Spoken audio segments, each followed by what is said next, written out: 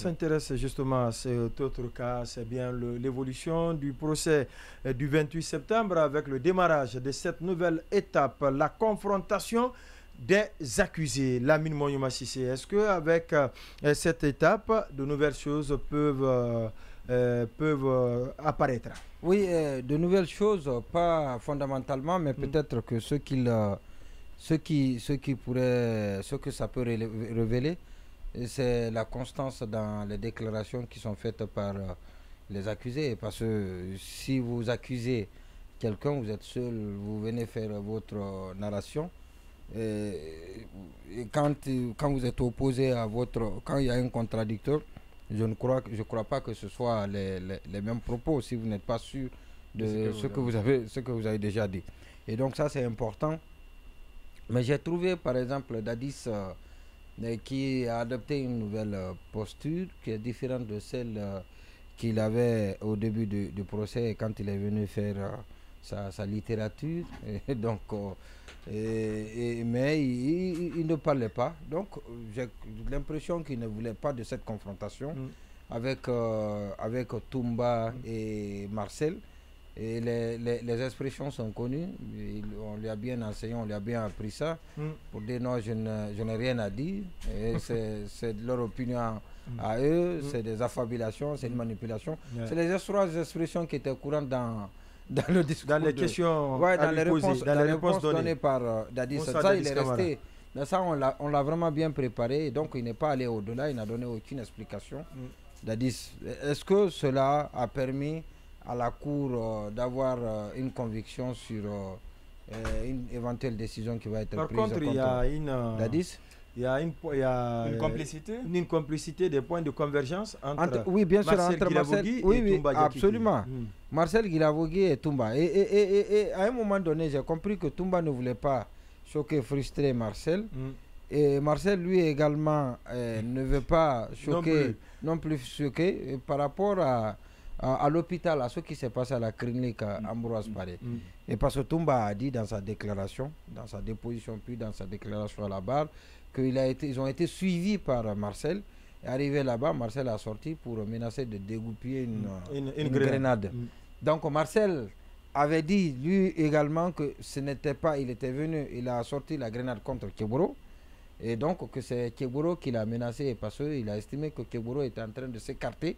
Et tout ce qui est arrivé, que c'est par la faute de Keboro. Et Keboro, lui, il a dit que c'est Toumba. Toumba qui avait sorti la grenade. C'est ce que Keboro a dit.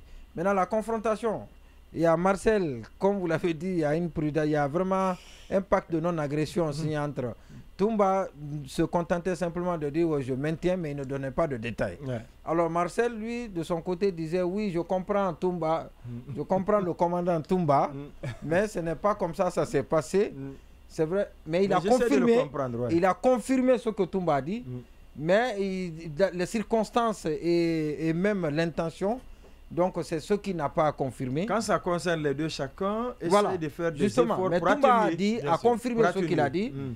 Marcel a confirmé qu'il ne suivait pas Toumba.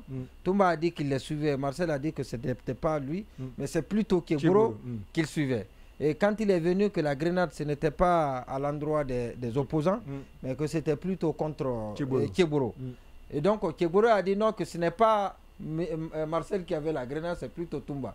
Et je me suis même moqué, ça a suscité un peu ça a suscité la dérision quand l'autre il a dit que comment je peux mentir sur moi-même, sachant que ce que je dis n'est pas bon, n'est pas en ma faveur.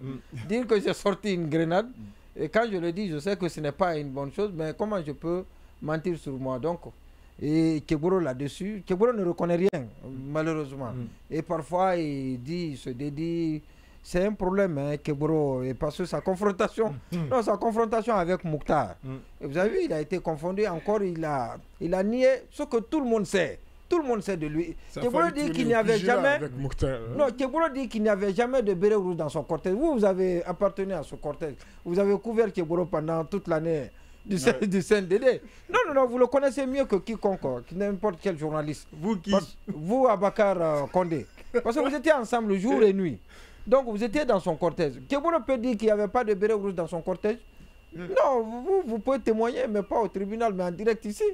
Non, donc il a nié tout ça. Il avait des militaires qui portaient béret rouge. Voilà, il avait des militaires. Il dit qu'il n'y avait personne qui portait béret rouge dans son cortège. Il avait des militaires plutôt mais tout le monde a vu ça. Tout le monde a vu les gendarmes dans le cortège de Keboro, pour la plupart portaient des bérets rouges. On a vu ça, mais il a nié, même le petit. Même les photos qui ont circulé sur les réseaux sociaux. Non, il dit ça, c'est pas vrai. C'est-à-dire que le minimum, Keboro a nié. D'accord. Le minimum. Et puis Blaise Gomou également. Ouais. Donc je crois que... Le gendarme cultivé. Oui, mais pour tout dire, sincèrement, c'est un peu compliqué. L'enquête préliminaire, tout a été bâclé. Et ce qui fait que ça va donner du fil à retordre au juge.